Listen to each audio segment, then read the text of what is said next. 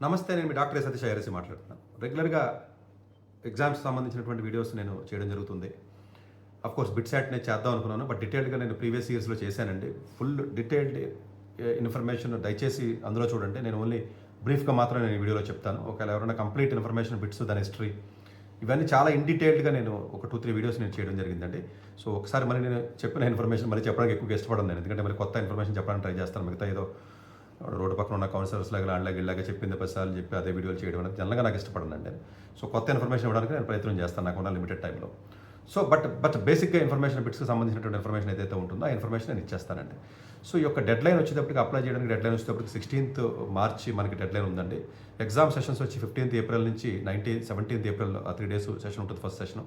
Second session 24థ్ మే నుంచి 26థ్ మే వరకు కూడా ఉన్నటువంటి సెషన్ సెకండ్ సెషన్ ఉంటుంది. అంటే అడ్వాన్స్డ్ తర్వాత రఫ్‌గా మీకు ఒక 10 డేస్ టైము 10 డేస్ కూడా లేదులెండి. ఆల్మోస్ట్ ఒక 1 వీక్ టైం అట్లా ఉంటుందండి. ఆ 1 వీక్‌లో మీరు కొంచెం రీజనింగ్ గానీ, ఇంగ్లీష్ గానీ అది ఏదైతే మెంటల్ ఎబిలిటీ రీజనింగ్ ఉందో దాన్ని మీరు ప్లాన్ చేసుకొని జాగ్రత్తగా ప్లాన్ చేసుకోవచ్చు. ఫస్ట్ షిఫ్ట్ అనేది ఎనీవే అది ఎలాగో ఓవర్‌లాప్ అవుతుందనుకోండి అడ్వాన్స్డ్ ప్రిపరేషన్‌కి. బట్ జనరల్‌గా కొంచెం అడ్వాన్స్డ్ వచ్చే అవకాశం లేదనుకున్న వాళ్ళు ముందు నుంచి బిట్స్ అయితే మాత్రం ప్రిపేర్ అవ్వండి. ఏదైనా ఆన్‌లైన్ టెస్ట్ రీజనింగ్ ఎందుకంటే 30 క్వెషన్స్ రీజనింగ్‌కి ఇంగ్లీష్ ప్రొఫిషియన్సీ కానివ్వండి, లేకపోతే లాజికల్ రీజనింగ్ ఉంటుంది కాబట్టి అది చాలా ఇంపాక్ట్ క్రియేట్ చేస్తుంది కాబట్టి దానికి ఒక 10 డేస్ ప్రిపరేషన్ చాలా ఎక్కువ. సో దాని గురించి మీరు వరి అవ్వాల్సిన అవసరం లేదు.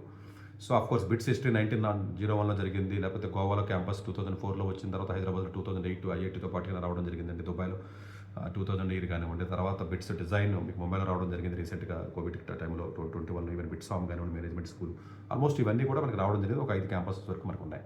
సో పిలాని క్యాంపస్‌కి లేకపోతే హైదరాబాద్ క్యాంపస్‌కి ఈ పర్టికులర్ క్యాంపస్‌లో మనం చూసుకుంటే డిఫరెన్స్ చూసుకున్నట్లయితే పిలాని క్యాంపస్‌లో మ్యానుఫ్యాక్చరింగ్ అనేది ఒక మెకానికల్ ఇంజినీరింగ్ ఉంటుందండి. లాస్ట్ ఇయరే సస్టైనబిలిటీ ఎన్విరాన్మెంట్‌ల గురించి ఇంట్రడ్యూస్ చేయడం జరిగింది. ఆఫ్‌కోర్స్ అది అన్ని చోట్ల ఉందండి. సో మ్యానుఫ్యాక్చరింగ్ కాబట్టి అక్కడికి వెళ్ళాలి. ఎంఎస్సీ జనరల్ స్టడీస్కి వెళ్ళాలన్నా కూడా పిలానికి వెళ్ళాలి. ఎవరైతే సివిల్ సర్వీస్ లాంటిది కొంత ఇంక్లినేషన్ ఎవరికైతే ఉంటుందో ప్రాబబులీ జనరల్ స్టడీస్ కొంత ఆ ఎలక్టివ్స్ కానీ అది కానీ అంటే ఎంఎస్సీ జనరల్ స్టడీస్ చదవమని నేను చెప్పట్లేదు. ఆ ఎలక్టివ్స్ కానీ ఏదైనా కొన్ని సబ్జెక్ట్స్లో కొంత ఫ్లెక్సిబిలిటీ అనేది ఎక్కువ రావడానికి అవకాశం ఉంటుంది కాబట్టి మేబీ పిలాని క్యాంపస్ డెఫినెట్గా ఐడియల్గా ఉంటుంది. ప్లేస్మెంట్స్ అంతా సెంట్రలైజర్ చేశారు కాబట్టి పెద్దగా డిఫరెన్స్ ఏమీ ఉండదండి. బట్ కాకపోతే అది ఓల్డ్ క్యాంపస్ కాబట్టి కొంచెం దానికి ఉంటే లెగసీ కానీ లేకపోతే కొంచెం డిస్ట్రాక్షన్స్ తక్కువ ఉంటుంది అక్కడ అడవిలో ఉంటుంది కాబట్టి. సో అప్లికేషన్ ఫీజు 5600 రూపీస్ 2 సెషన్లకు ఒకేసారి అప్లై చేయాలి. సపరేట్గా సెకండ్ స్లాట్లో జేఈ మెయిన్స్ ఉన్నట్టుగా సెకండ్ స్లాట్కి సపరేట్ డేట్ ఉండదు. ఫస్ట్ స్లాట్కి సెకండ్ దానికి రెండింటికి ఒకేసారి మీరు అప్లై చేయాలి. అట్లాగే మీరు జనరల్గా ఏదైతే మీకు 5600 రూపీస్ ఉందో అది మేల్కి, ఫీమేల్కి వస్తే 4600. అబ్బో 3 లక్షల మంది అప్లై చేస్తారండి. దీని ద్వారా వచ్చే కోట్లు చాలా ఎక్కువ ఉన్నాయి. బట్ ఈసారి స్పెసిఫిక్గా బిట్‌సాట్ గురించి చెప్పే విషయంలో ఒకటి చెప్పాలి మీకు. 100% ఫుల్ మెరిట్ స్కాలర్‌షిప్స్ టాప్ 500 ర్యాంకర్స్‌కి ఇస్తానని చెప్పి వాళ్ళు అనౌన్స్ చేయడం జరిగిందండి. చాలా స్వాగతించేదైనటువంటి విషయం. ఎందుకంటే బిఫోర్ లాస్ట్ ఇయర్ నా దగ్గర కౌన్సిలింగ్‌కి వచ్చినటువంటి విద్యార్థుల్లో కూడా చాలా మందికి బిట్‌సాట్ సీట్ వచ్చినా కూడా వెళ్ళలేకపోయారు. బికాస్ ఆఫ్ ద ఫీజు ఎక్కువ ఉంది, లేకపోతే మా బ్యాంక్ లోన్ రాలేదు, చాలా రకరకాల కారణాల వల్ల. సో మేబీ వాళ్ళు కొన్ని ఎన్ఐటీస్‌కి వాటికి చిన్న ఎన్ఐటీస్‌కి వచ్చినవి వెళ్ళడం జరిగిందండి. ఫీజు అనేది చాలా బ్యారియర్ అయినటువంటి వాస్తవం. ఎందుకంటే ప్రైవేట్ ఇన్స్టిట్యూషన్ కాబట్టి అప్లికేషన్ ఫీజు 5600 అంటే ఇమాజిన్ చేయండి. ఆబ్వియస్‌గా ఇది ఎక్స్‌పెన్సివ్. బట్ స్టిల్ వాళ్ళు 500 ర్యాంక్స్ కంప్లీట్‌గా ఫ్రీగా ఇవ్వడం అనేది ఏదైతే ఉంటుందో డెఫినెట్‌గా అది ఆహ్వానించదగ్గ విషయం. సో ఆఫ్‌కోర్స్ 7.5 జీపీ అంతా మెయింటైన్ అయినట్లయితే మిగతా కంటిన్యూస్‌గా ఫస్ట్ ఇయర్ తర్వాత 3 ఇయర్స్ కూడా మీకు ఆ స్టైఫండ్ అనేది కంటిన్యూ అవుతుంది. మీకు ఇచ్చే ఆ స్కాలర్‌షిప్ అనేది అప్లికేషన్ ఫీజుల ద్వారా కూడా చాలా వరకు కవర్ అయిపోతుంది. అంత అప్లికేషన్ ఫీజు వాళ్ళు చేయడం జరుగుతుంది. ఆఫ్‌కోర్స్ అది ఫీమేల్స్‌కి లేకపోతే కొంచెం తక్కువ ఉంది. బట్ మేల్స్‌కి అయితే కొంచెం అమౌంట్ ఎక్కువగానే ఉంటుంది. But okay, it's okay. ఎందుకంటే కొంచెం మంచి ప్రెస్టీజియస్ కాలేజీ కాబట్టి క్వాలిటీ ఎడ్యుకేషన్ ఇవ్వాలి కాబట్టి ప్రైవేట్ కాలేజీ వాళ్ళకి వాళ్ళు తప్పదు. ఎందుకంటే ఆఫ్‌కోర్స్ బిట్స్ ప్లాన్ మీకు అమరావతిలో కూడా వాళ్ళకి ల్యాండ్ కూడా మనకి చంద్రబాబు నాయుడు గారు ఇవ్వడం జరిగింది. ప్రాబబ్లీ అది కూడా మనకి తొందరగా మనకి స్టార్ట్ అవుతుంది. ఆఫ్‌కోర్స్ ఇక్కడ కూడా ల్యాండ్ మన గవర్నమెంట్ చాలా తక్కువ రేట్‌కి ఇవ్వడం జరిగింది. వాళ్ళు ఇన్వైట్ చేస్తే రాజశేఖర రెడ్డి గారి టైంలో. సో ఈయన చాలా ప్రొయాక్టివ్‌గా తీసుకుంటే ఎందుకంటే చాలా రాష్ట్రాలు ట్రై చేసినాయి తీసుకెళ్ళడానికి. మహారాష్ట్ర అప్పుడు ట్రై చేస్తే అవ్వకపోతే అప్పుడు దాన్ని ఇక్కడ తీసుకురావడం జరిగింది. ఇప్పుడు చంద్రబాబు నాయుడు గారు తీసుకురావడం జరిగింది. డెఫినెట్‌గా మంచి పరిణామం అండి. ఎక్స్ఎల్ఆర్ఐ కూడా తీసుకురావడం జరిగింది. మంచి ఇన్స్టిట్యూట్స్ రావాలి. విఐటీలకి, అమరావతికి, ఎస్ఆర్ఎంలకి లేకపోతే అమృతాలకి ఎకరాల ల్యాండ్లో ఎకరా 10 రూపాయలకి, 20 రూపాయలకి, లేకపోతే ఎకరా ₹1,00,000 లేకపోతే లూలు మాల్కి ₹1,00,000 ఇస్తున్నారు. ఇది తప్పు. ఇది ఎప్పుడైనా సపరేట్ వీడియోలో చెప్తానండి. ఇలాంటి ఇన్స్టిట్యూట్స్కి ఇవ్వడం వల్ల ఫీజు కొంచెం ఎటుగా పెట్టినా క్వాలిటీ ఎడ్యుకేషన్ మెయింటైన్ చేస్తారు కాబట్టి మన పిల్లలు కొంచెం బెటర్గా ఉంటుంది. దాంతో మళ్ళీ ర్యాంకర్స్కి మెరిట్ ఉన్న వాళ్ళకి ఫ్రీ ఎడ్యుకేషన్ ఇవ్వడం అనేది ఏదైతే డెఫినెట్గా మంచి డిగ్రీ. ఇది ఫస్ట్ డిగ్రీ ప్రోగ్రామ్ అంటారండి జనరల్గా. అట్లాగే చాలామంది స్టూడెంట్స్ సరే ఎన్ఆర్ఐ కోటా అంటున్నారు. ఎన్ఆర్ఐ అంటే 11th మీరు బయట కంట్రీస్లో చదివితే మాత్రం ఇక్కడ అలాంటిది ఏది ఉండదు. దయచేసి అర్థం చేసుకోండి. ఓన్లీ ఫారెన్ నేషనల్స్ అయ్యి ఉండాలి. శాట్ ద్వారా మీరు అప్లై చేయాలి. శాట్ కట్ ఆఫ్స్ ఏ విధంగా ఉంటాయంటే కొంచెం పెరుగుతున్నాయి ఎవరి ఇయర్ కూడా. డెఫినెట్గా 15-20 అలా ఉన్నట్లయితే కొంచెం 15-10 దాటితే సిఎస్ వచ్చే అవకాశాలు ఉంటాయండి. ఏదో క్యాంపస్ వచ్చే అవకాశం ఉంటుంది. ఎలక్ట్రానిక్స్ అవి అయితే 1500, 1490 వచ్చే అవకాశం ఉంటుంది.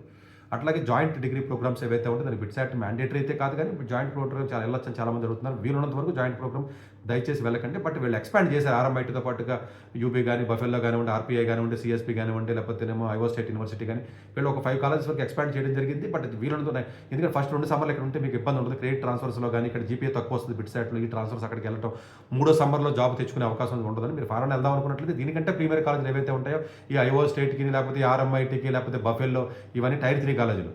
సో ఈ టైర్ 3 కాలేజీకి మీరు వెళ్ళి పెద్ద సాధించేది ఏమి ఉండదు. సో తప్పదు వెళ్ళాలి రా బాబా అనుకుంటే ఆర్పీఐకి వెళ్ళండి అంతే. 100కి 99.9% అసలు వద్దని చెప్తానండి.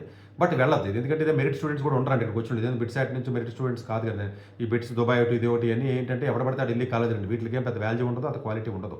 So only bits main campus 3 క్యాంపస్లో వెళ్ళండి. ఈవెన్ బిట్స్ డిజైన్కి వెళ్ళండి, బిట్స్ లాక్ కూడా వెళ్ళొచ్చు అంటే వెళ్ళొచ్చండి. ముంబైలో పెట్టినటువంటి క్యాంపస్లో అది ఈ ఎగ్జామ్ కాదు, సపరేట్ ఎగ్జామ్ ద్వారా పెడతారంటే ఎగ్జామ్ డేట్ అయిపోయింది. నేను వీడియో చేద్దాం అనుకున్నా అప్పుడు కుదరలేదు. సో ఇన్స్ట్రుమెంటేషన్ ఉంటుంది, మ్యాథ్స్ అండ్ కంప్యూటర్ కూడా వాళ్ళు పెడతారు, సబ్సిక్వెంట్గా పెట్టడం జరిగిందండి. మ్యాథ్స్ అండ్ కంప్యూటర్స్ 3 క్యాంపస్లో ఉంది కాబట్టి ఇబ్బంది లేదు.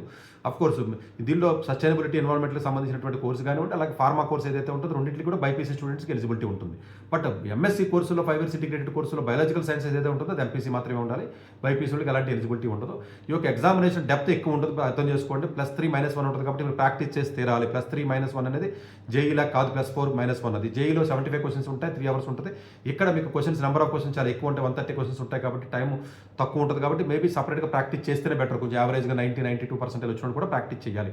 కొంచెం బాగా టాప్ స్టూడెంట్స్ ఉన్నారని కూడా వాళ్ళు మేనేజ్ చేయగలరు, అది పెద్ద ఇబ్బందికరమైన పరిస్థితి ఏమి ఉండదు. ఫిజిక్స్లో 30 క్వశ్చన్లు, కెమిస్ట్రీలో 30 క్వశ్చన్లు, లేకపోతే ఇంగ్లీష్ ప్రొఫెషన్సీ 10, లాజికల్ రీజనింగ్లో 20 క్వశ్చన్లు, అలాగే మ్యాథ్స్లో కొంచెం ఎక్కువ క్వశ్చన్లు ఇస్తారు, 40 క్వశ్చన్లు ఇస్తారు. కాబట్టి కోర్స్ ఉంటాయి కాబట్టి గ్రేస్ మార్క్స్ క్వశ్చన్స్ ఏవైతే ఉంటాయో కొంచెం కాన్ఫిడెంట్గా ఉన్నటువంటి వ్యక్తులు ఎవరైతే ఉంటారో ఆ 12 క్వశ్చన్లు చేయొచ్చు. ఇది ఓవరాల్గా ఉన్నటువంటి సార్. బ్రాంచెస్ ఏవి పెట్టాలి ఏంటంటే కౌన్సిలింగ్ టైంలో మార్కులు కట్ ఆఫ్ బట్టి ఉంటుంది. ప్రీవియస్ కట్ ఆఫ్స్ మీకు నెట్లో దొరుకుతాయి. ఆల్మోస్ట్ 310, 305 వస్తే కంప్యూటర్ సైన్స్ వచ్చేస్తుంది, ఇబ్బంది ఏమీ లేదు.